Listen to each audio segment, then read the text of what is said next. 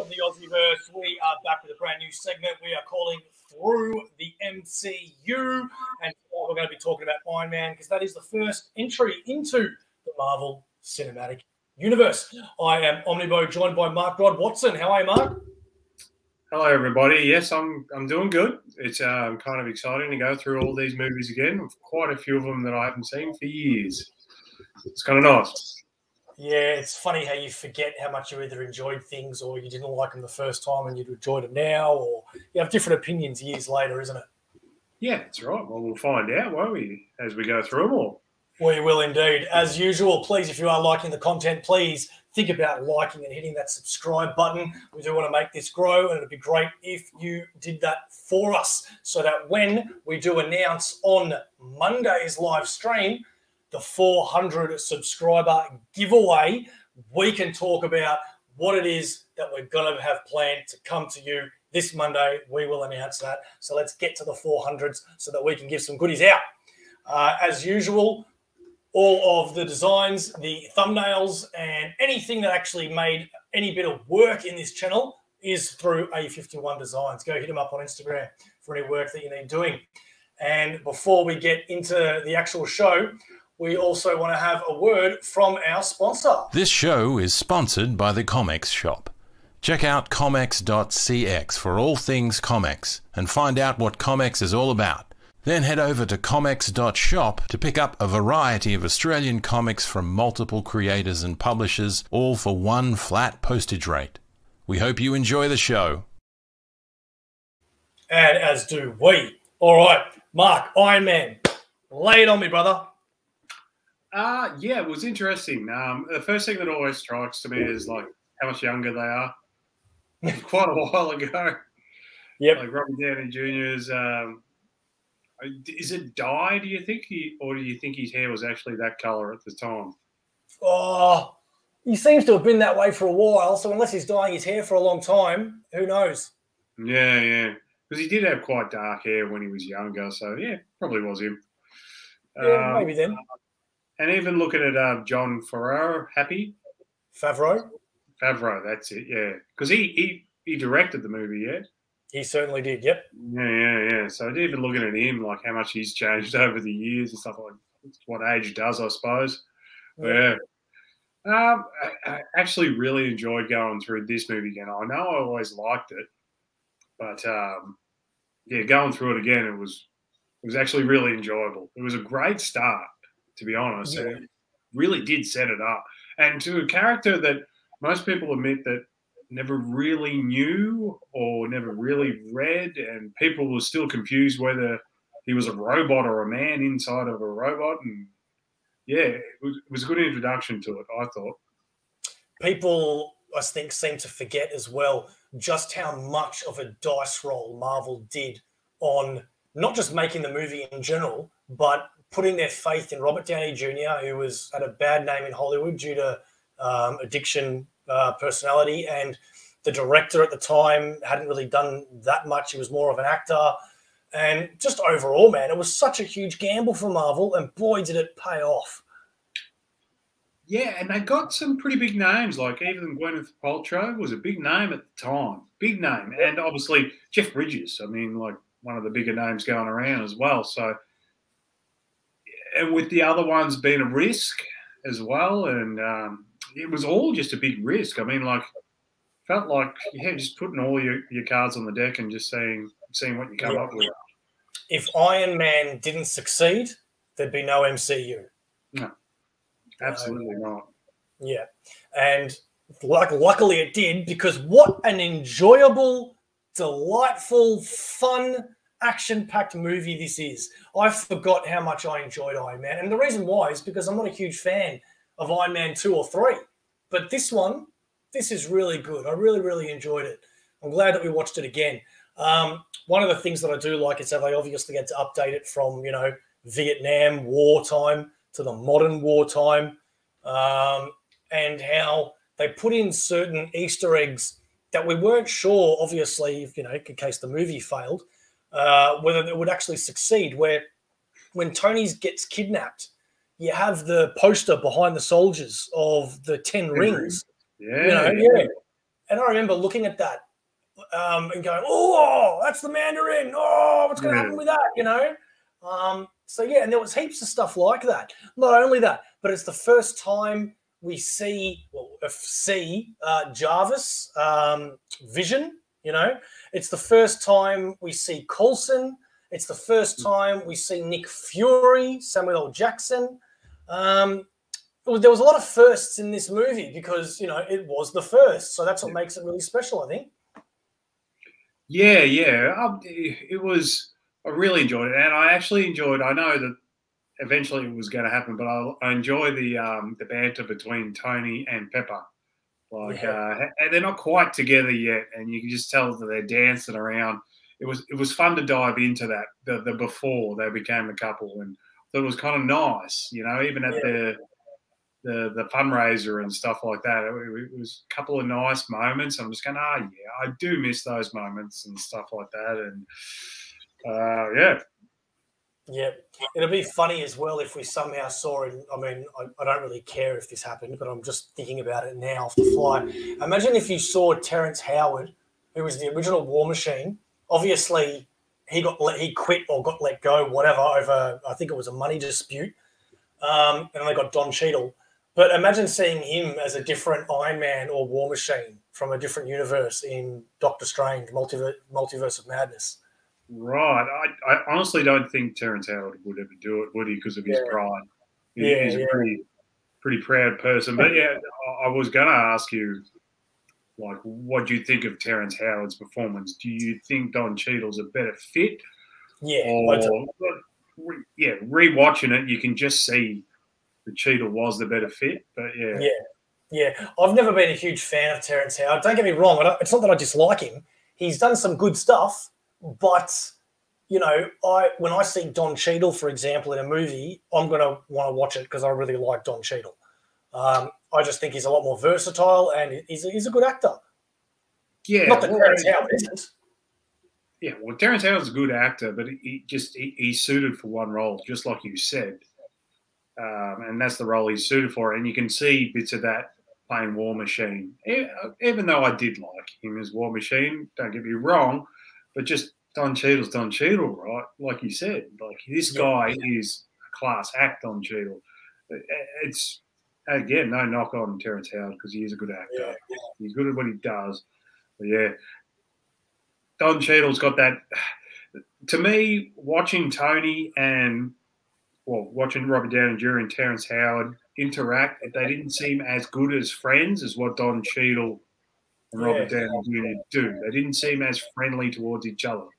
That's true. So what's your favourite things about Iron Man?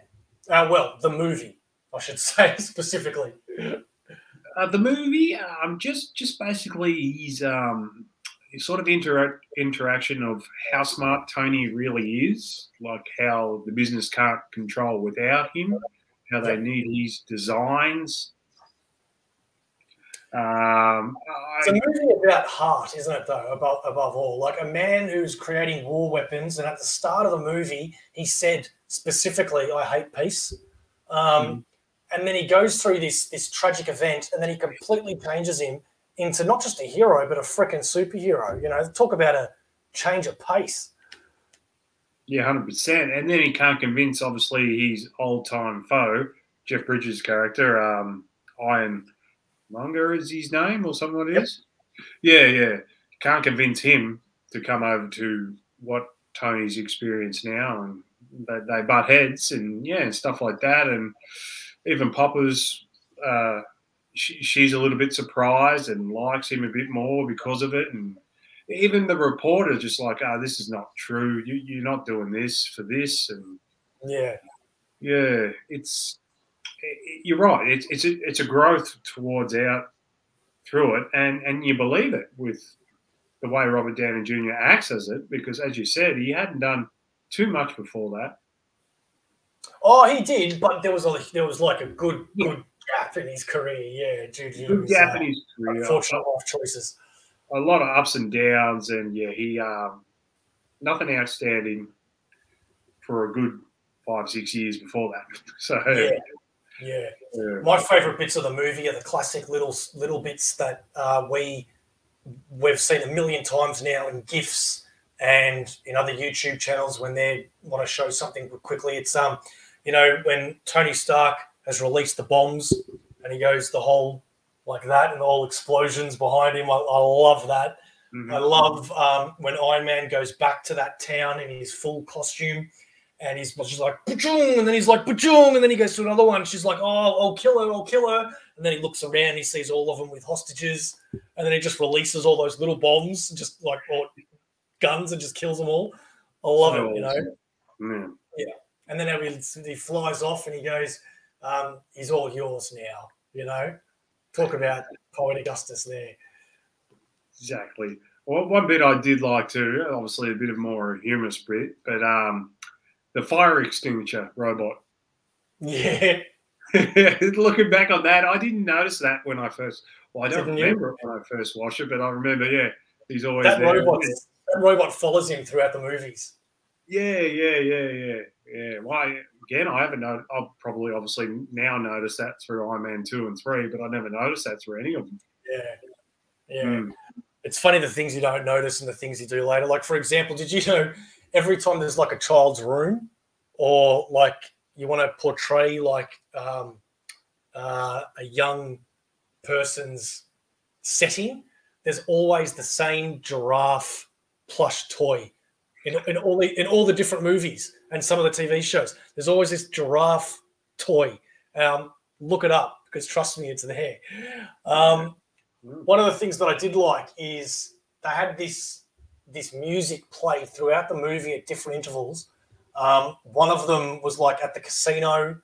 One of it was the ringtone on his phone. And every time you hear that tone, that's actually the original 1960s Iron Man cartoon intro. Just a bit changed, obviously. Yeah, so that's a good nod to the old 60s cartoon. I really like that. Wow, fair enough. Yeah, wow. Yeah. So. I also like how he's coming up with the costume and it's all, you know, because obviously the Mach 1 is this big bulky thing that he made with a pile of scraps in his cave. And then the second one he's making, he's designed it and it's all gold to signify what it looks like in the comics after the silver one. But then he quickly changes it. He looks at his, what is it, a Roadster, I think, his car. And he looks at it and he goes, oh, throw some hot rod red in there too, you know. So that's cool. He got his colours from his Roadster. Yeah. Well, that's it. Yeah. Also, too, I'll focus on the villain bit here. Jeff Bridges and his Ironmonger. Do you think out of the three, this is the best villain out of the three movies? Well, Whiplash was... See, here's the thing. Whiplash, the whole story about Whiplash before he became Whiplash, I was really into because I really love... what's his name? that actor. Shit! I just drew on a blank. Mickey Rourke. Yeah, Mickey Rourke. I really like Mickey Rourke, and I liked the whole redemption arc with like you know Tony Stark's father and his father and all that. But then as soon as he became Whiplash, it just wasn't that exciting. And then the third villain was the fake Mandarin, right? Yeah, and Guy Pearce's. Guy Pearce, which was just stupid. And I love Guy Pearce. I'm a huge fan of Guy Pearce, but I hated that. You know. I did mind Guy Pearce in that movie, but I thought the storyline was crap. Yeah, like they should have just called him the Molten Man or something. You know what I mean? A different villain, not I'm the Mandarin. You know. So yeah, I guess the Ironmonger would be my favorite villain out of those three. Although it unfortunately created a need for most villains in Marvel movies to be a dark version of the hero, which I'm not a big fan of. You know, Black Panther, bad Black Panther. Iron Man, bad Iron Man. You know, it's what they do in these movies, and it's a shame. You know, maybe not so much now, but yeah. Right. Well, you do have like, and just as you said, then like Captain America's the same because he's at war for America, and the other one's at war for the Nazis. So you're right; they're the exact same, but they're just on different But at least with Captain America, it was his legitimate worst villain, the Red Skull. You know, I mean, we all know that the Iron Man's worst enemy. I don't know if it's his worst enemy, but he's up there. The Mandarin. You know, Thor would be like, you know, I don't know, Mangog or Loki or, you know, so they just, or Malekith, you know, they just choose the first villain to always be the dark version of themselves, you know, and it gets a little stale after a while, even though I still love them. Yeah. Well, the one thing I noticed, like I've only just, because I've never really, like I don't mind the movies too much. I never really dived into Iron Man. I've just started to read Iron Man comics. So I'm reading the latest run, and he does actually have a good rogues gallery, Iron Man, and that's one thing that surprised me. There was a few like smaller type villains, and Whiplash is one I do like in the comics, and as you said, I do like in the movie until probably the end is just a bit meh. Yeah, bit of an easy beat in the end, wasn't it? Yeah. I think Mickey Rourke played it really well, though. But that's for another video. Right. You know, Jeff Bridges played this amazing. Like when he finally came into that office where they were checking the computer for the corrupted videos, and he came in, he was super scary. Like he just. Did you notice the Easter eggs with those corrupted videos, the files, what they're called, and all that? Oh, you're going to have to refresh my memory here. One of them was called Lebowski. Oh, was it? No, I did not pick up that one.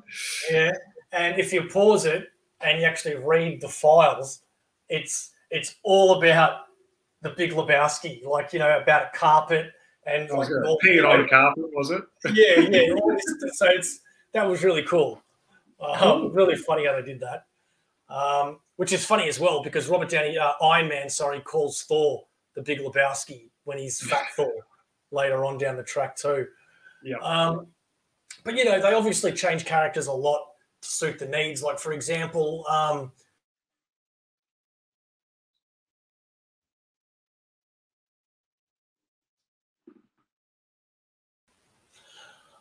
we lost internet there for a second, but we're back. As I was saying, they change characters often, obviously, all the time. And that character that had the face burnt, Raza, obviously he was just a dude with the face burnt a bit.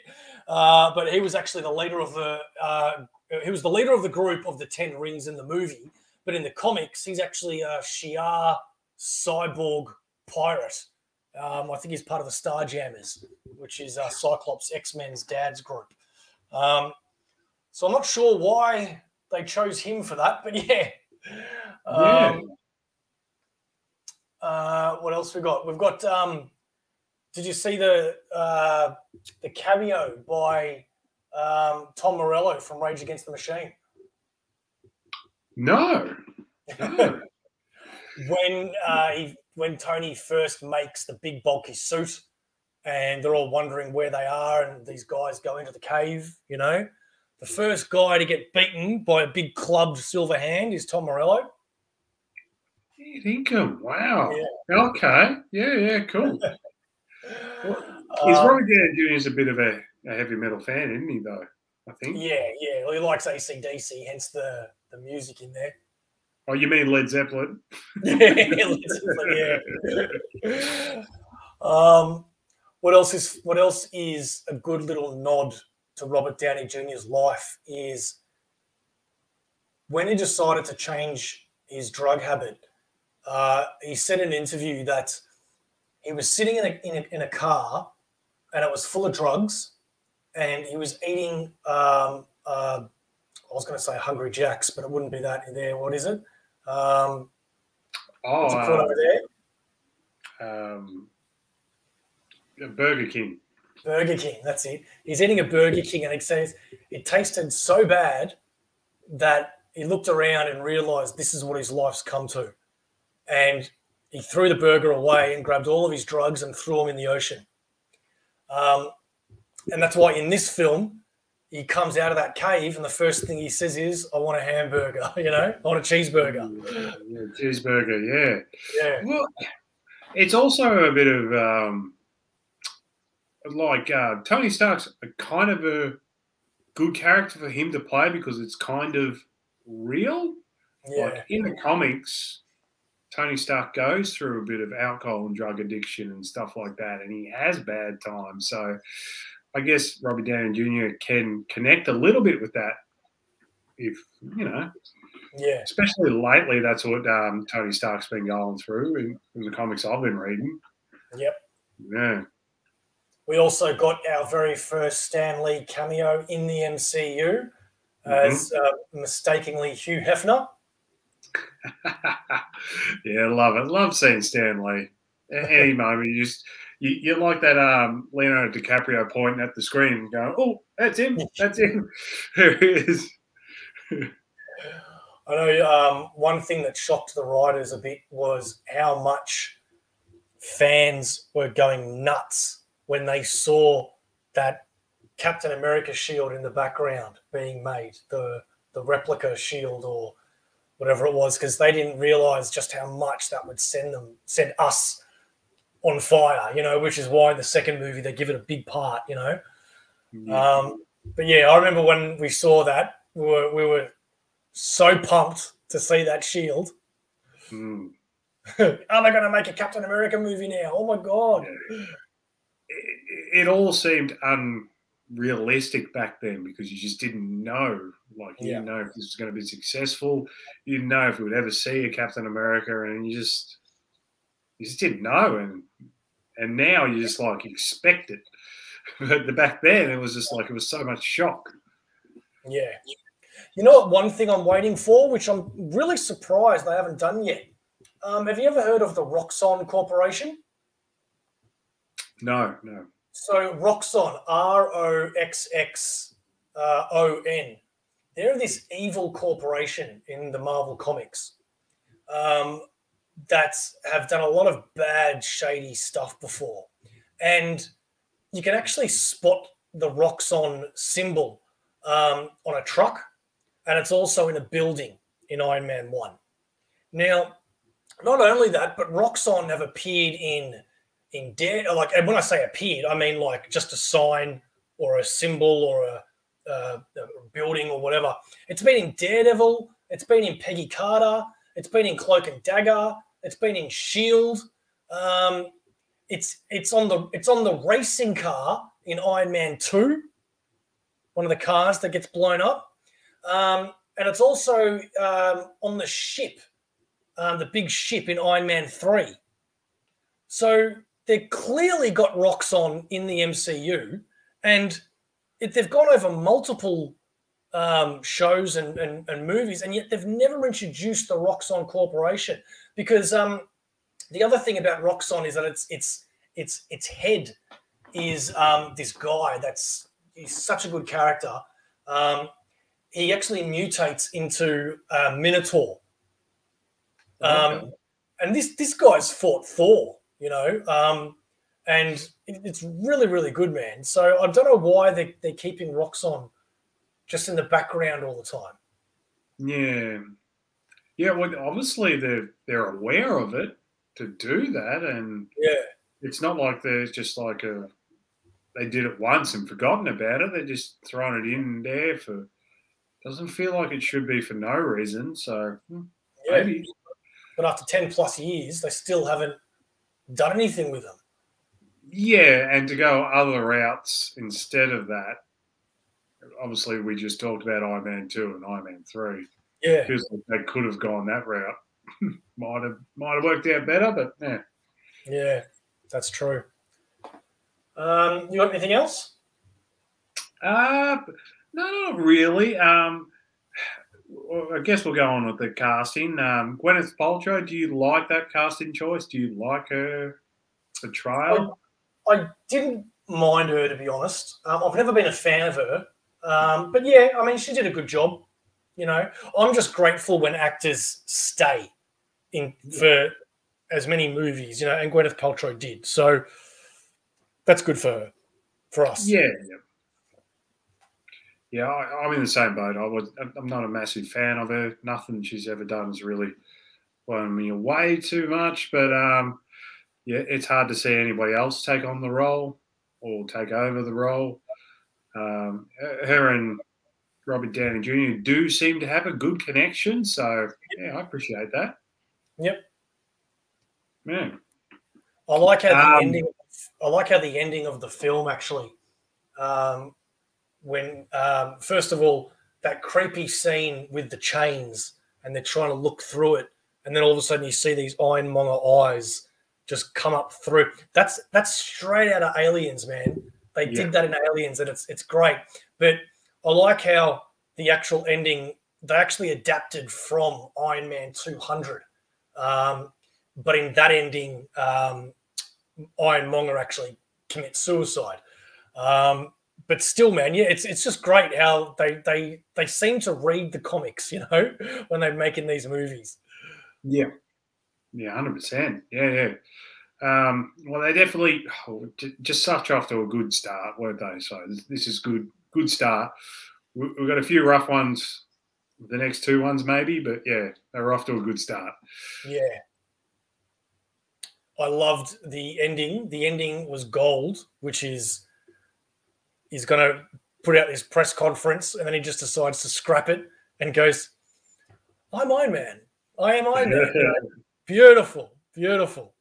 I remember when I saw that at the cinema, the crowd just went, yeah, he is Iron Man. God damn it, right, he is. And yeah, the only things I've got left to talk about is the post-credit scene. So whatever you've got, Mark, go for it, man. No, that was pretty much it. We'll finish it off with the rating, but go for the post-credit scene. Yep. So obviously the post-credit scene was freaking amazing at the time. You had Samuel L. Jackson revealed as Nick Fury, who wanted to talk about the Avenger Initiative. Did you ever see online the original scene for that? It's the same scene, but different dialogue. No. So in the original scene that they wanted to do, you know how Nick Fury turns around and he goes, oh, you think you're the only one that's out there important enough. I want to talk to you about the Avenger Initiative. Well, in the original one, Nick Fury turns around and says, as if bug bites, mutants, and gamma-powered people weren't enough, now we also have to deal with you. So obviously, you know, Spider-Man, X-Men, Hulk. But at the time, they didn't have any rights. So they had to cut all that out, you know. But can you imagine how much that would have made the audience go bananas? Set everybody off. Just the hearing of mutants, even today in the MCU, is going to set people off. Yeah, so, yeah, exactly right. Yep, and that's all I've got. Yeah, sweet. So I'm going to go, me and Bo are going to give a rating out of 10 for every movie, and I'm going to write them all down. And so when we go through them all these movies, we're going to try and do one a week, yeah? Yep. We are going to try and rank them from best to worst through our ratings, and obviously there's going to be some similar ratings, so we're going to have a bit of a debate which one's higher than the other one.